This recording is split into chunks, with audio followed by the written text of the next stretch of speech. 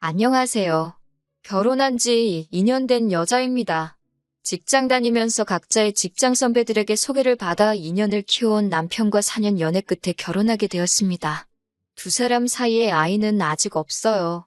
맞벌이 생활을 하고 있기도 하고 아이 계획을 갖기에 아직 집도 작고 전세이기도 해서 미뤄두고 있습니다.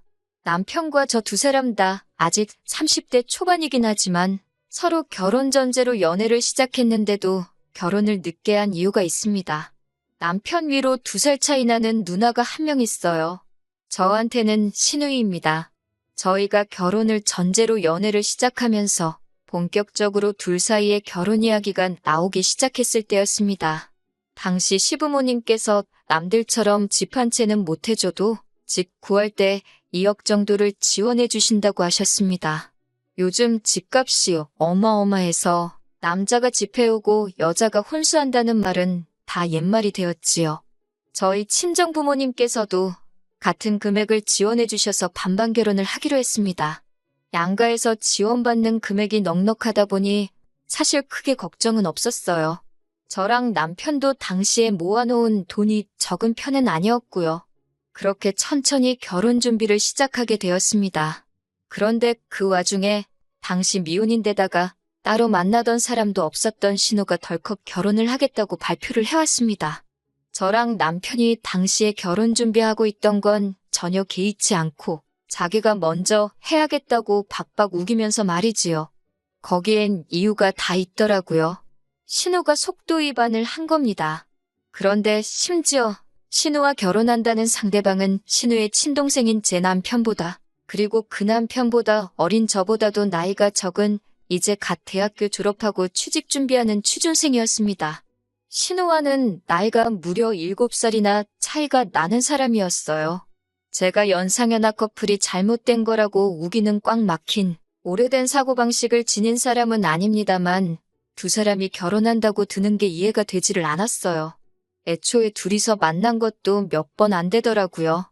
헌팅 술집에서 어떻게 합석을 하게 돼요. 그 후로 둘이 눈 맞아서 몇 번 만난 게 다고 그리고 결국 그렇게 돼버린 거였습니다.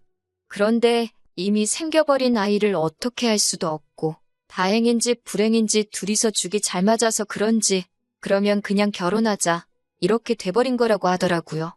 둘이 아이를 낳아서 지지고 볶고 사는 것 또한 제가 알 바가 아니라고 생각했는데 그게 아니었습니다. 시부모님 입장에서 한 해에 2자식 전부 결혼시키는 것이 하객들한테 못할 짓이라고 생각했고 시기적으로도 무리라고 생각하셨던 거예요. 거기에 신우가 더 배부르기 전에 자기가 빨리 결혼을 해야겠다고 막무가내로 나오니 집에서도 첫째인 신우를 무시할 수가 없었던 겁니다. 하지만 진짜 문제는 또 따로 있었습니다. 직장이라고 변변찮은 곳 다니면서 한 달에 200 남짓하게 버는 신우. 그리고 이제 막 대학 졸업해서 취직 준비를 하고 있는 나이 어린 시매부가 결혼을 위해 준비해 놓은 게 뭐가 있었겠어요? 결국 시부모님이 저희에게 지원해 주시기로 했던 돈 2억을 신우에게 지원해 주게 되었습니다. 시부모님 입장에선 똑같은 자식한테 주는 건데 뭐가 문제냐고 생각하실 수도 있지만 그 결정 자체가 저와 저희 부모님한테는 너무 충격적이고 믿을 수 없는 일이었습니다. 돈도 돈이지만 저희가 정해놓은 결혼식 날짜가 있는데 신우를 위해서 저희가 정한 날짜를 1년이나 뒤로 미뤄 양보해야 하는 상황이었으니까요. 충격이 너무 커서 결혼이고 뭐고 다 엎어버리겠다 하면서 저도 가만히 있지는 않았어요. 2주 내내 하루도 빠지지 않고 남편이 회사 끝나면 곧장 저희 집 앞으로 퇴근해서 매일같이 손이 발이 되도록 싹싹 빌었습니다. 문전박대를 당해도 눈이 오나 비가 오나 막차 뜨기 전까지는 저희 집 앞에서 계속 용서를 구했고 결국 그 진심이 화가 잔뜩 나신 친정부모님 마음까지 돌리게 되면서 결국 지금은 이렇게 결혼하게 되었습니다. 결국 저희 결혼은 신우 덕분에 1년이 미뤄지게 되었습니다. 그것만 해도 제가 신우를 좋아할 이유가 하나도 없지요. 신우가 사람이라도 좋으면 어떻게 제가 좋아해보려고 노력이라도 해보겠지만 알아가면 알아갈수록 시자가 들어가서 그런 게 아니고 싫어할 수밖에 없는 신우였어요. 저희 결혼식을 몇 달 앞두고 신우의 아이가 태어났습니다. 신우가 싫다고 시조카까지 싫어할 이유도 없고 출산은 축하할 만한 일이잖아요. 어차피 한 가족이 될 사람인데 제가 뒤끝이 있다는 걸 티낼 필요도 없고 해서 축하 인사하러 찾아갔습니다. 아기용 물티슈랑 기저귀 같은 기본적인 용품들 바리바리 싸들고 찾아갔어요. 뭐 좋은 말 들으려고 갔던 건 아니지만 신우의 반응이 참 어이없더라고요. 세상에 하나뿐인 시조카가 태어났는데 제 손이 작다나요? 제가 사온 물티슈나 기저귀 같은 건 보편적인 선물이니까 저 아니어도 자기 지인들이 알아서 잔뜩 사올 텐데 센스 있게 현금 선물이나 가져오지 집에 둘 곳도 없는데 쓸데없는 거 사왔다고 면박을 주더라고요. 진짜 신우 올케 사이가 된 것도 아니고 얽힌 이야기도 있지만 그래도 잘 지내보려고 마음 써서 준비해 간 건데 막상 저렇게 나오니 제가 저딴 소리 들으려고 4시간 날려서 가면서까지 여기 왔나 싶고 참 마음이 그렇더라고요. 제가 암만 자기 때문에 결혼이 미뤄졌는데도 자기 동생과 헤어지지 않고 결혼을 하기로 했다고. 진짜 신우 올케 사이가 된 것도 아닌데 벌써부터 시짜지를 하는가 싶었습니다. 그래서 그때 다짐했어요. 결혼 후에도 정말 무슨 이야기 안 나올 정도로 최소로만 하고 신우하고는 절대 엮이지 말아야겠다고 말입니다. 최대한 무시하면서 살아가려고 했는데 얼마 안 있어서 또 신우한테 연락을 하나 받게 되었습니다. 정말 어이가 없더라고요. 대뜸 자기가 보낸 거 확인해보래서 뭔가 봤더니 문자로 리스트를 쭈루룩 써서 보냈더라고요. 뭔가 하고 봤더니 100일 잔치를 한다고 선물 리스트를 적어서 보냈더라고요. 제가 센스가 없는 것 같으니까 이 중에서 하나 골라가지고 하면 된다고 하면서요. 요즘 돌잔치도 민폐라고 거의 안 하는 추세인데 돌잔치도 아니고 100일 잔치를 하는 것도 어이없지만 하나 골라서 보내라고 한 선물 리스트가 아주 가관이었습니다. 현금 선물 300만 원, 해외 수입 유모차, 새돈짜리 금반지랑 금팔찌 각각 하나씩. 뭐가 더 싸다 싶은 건 없었고 비슷비슷하게 다 고가의 선물들이었습니다. 돌잔치에도 저 정도를 안 할 텐데 100일 잔치에 저런 선물을 요구하는 게 뭔가 싶었어요. 해외 수입 유모차는 뭔가 하고 인터넷에 검색해봤더니 하나에 무슨 200만 원이 넘고 관련 뉴스기사 보니까 백화점 문 열기 전부터 강남 젊은 주부들이 100m가 넘게 줄을 서서 대기표 받아 사가는 유모차라고 하더라고요. 그때는 남자친구였으니까 남편한테 어이가 없어서 전화를 했지요. 남편도 같이 어이없어 하더라고요.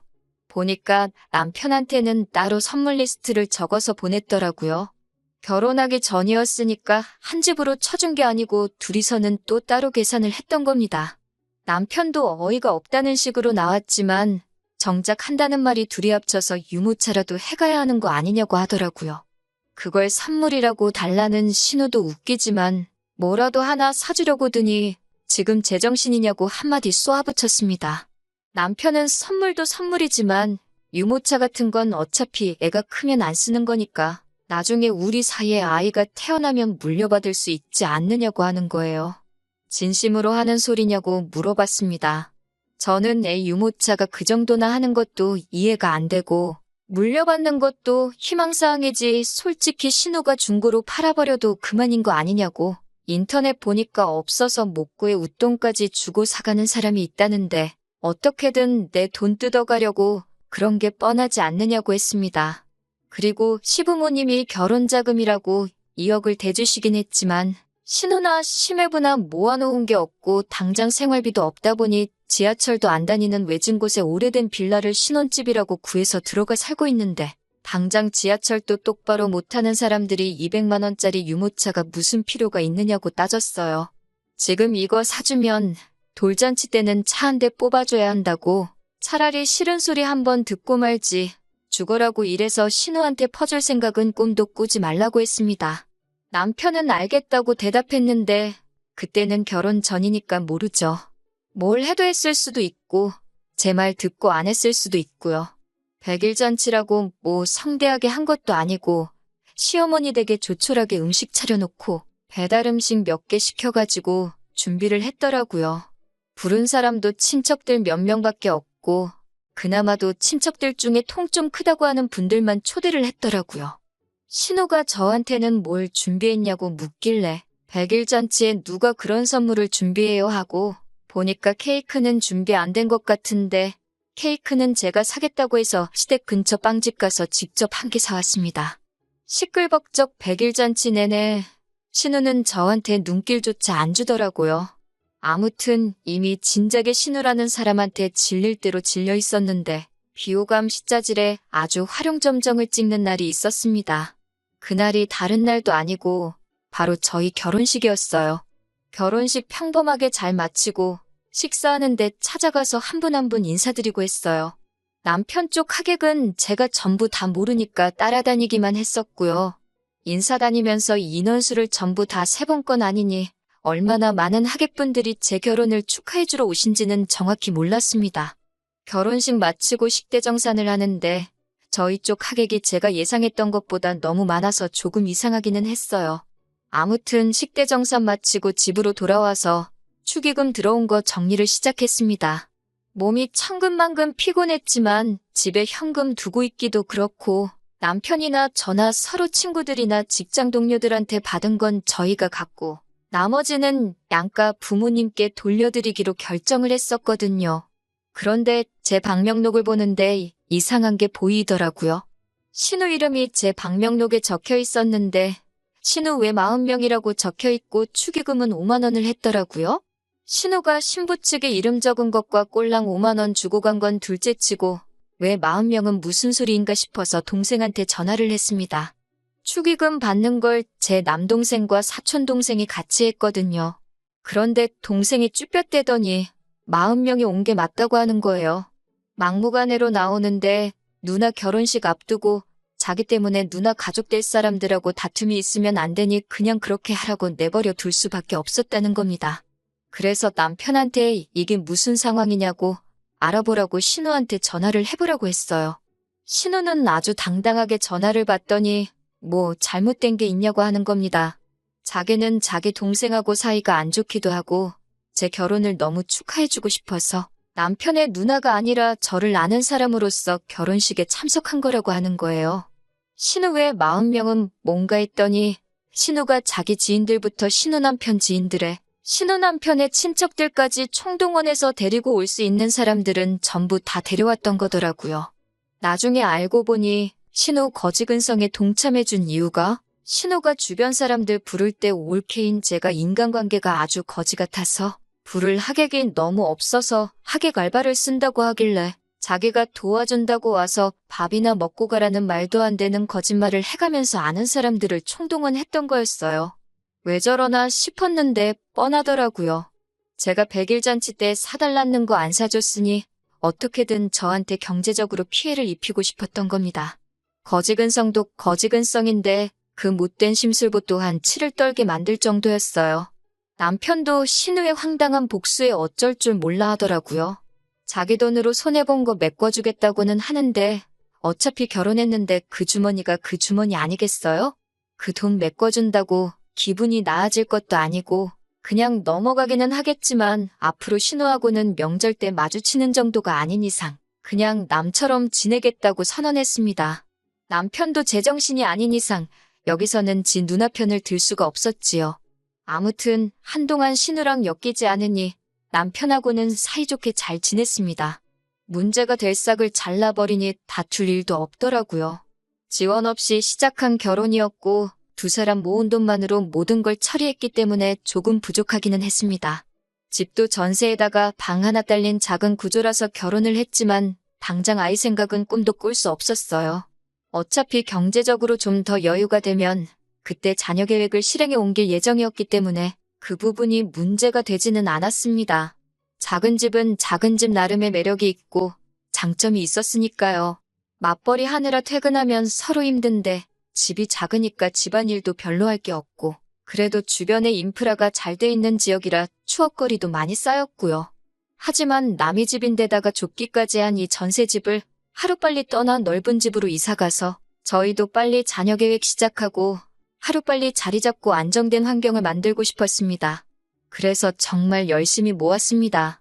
2년 몇 개월 기간 동안 신혼인데도 다 나가면 돈이라고 어디 그럴싸한 데이트도 안 하고 먹고 싶은 것 참고 갖고 싶은 것 포기해가며 정말 허리띠 졸라매가며 아꼈어요. 그리고 얼마 전에 정말 기운 빠지는 소식을 듣게 되었습니다. 신우가 이사를 간다는 소식을 말이에요. 좋은 일이니까 축하해줘도 되는 일이지요.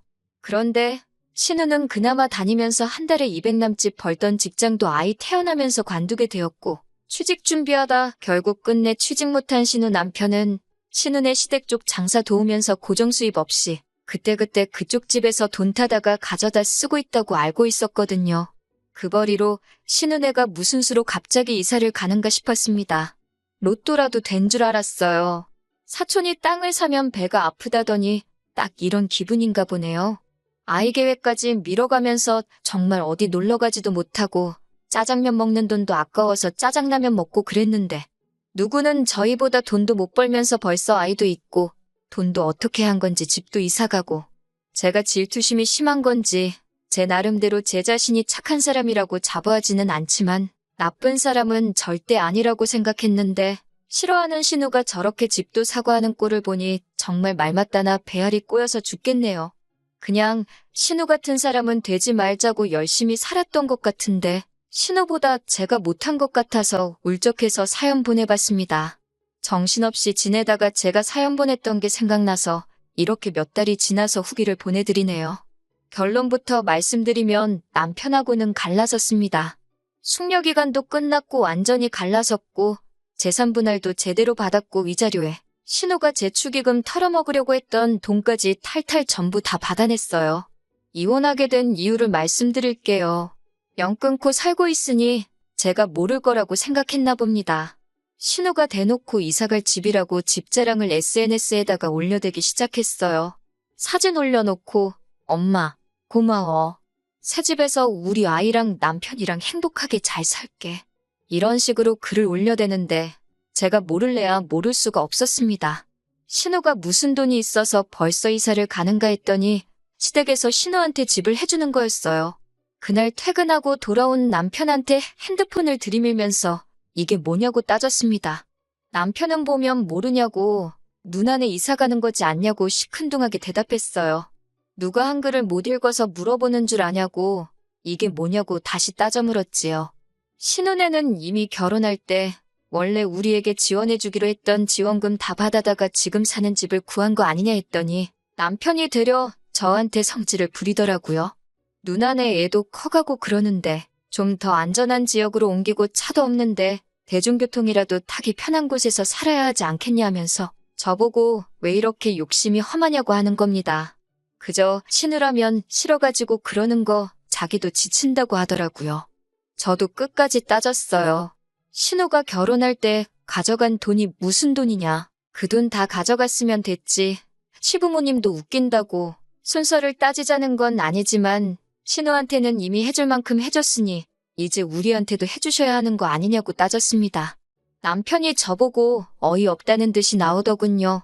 그러니까 지금 자기 누나는 애 키우면서 어디 한번 다녀올라 치면 아이 들쳐업고 외진 곳 다리 아프게 걸어다니면서 불편하게 다녀야 하는데 상황 좋은 우리가 한 번은 더 양보할 수 있는 거 아니냐고 하더군요.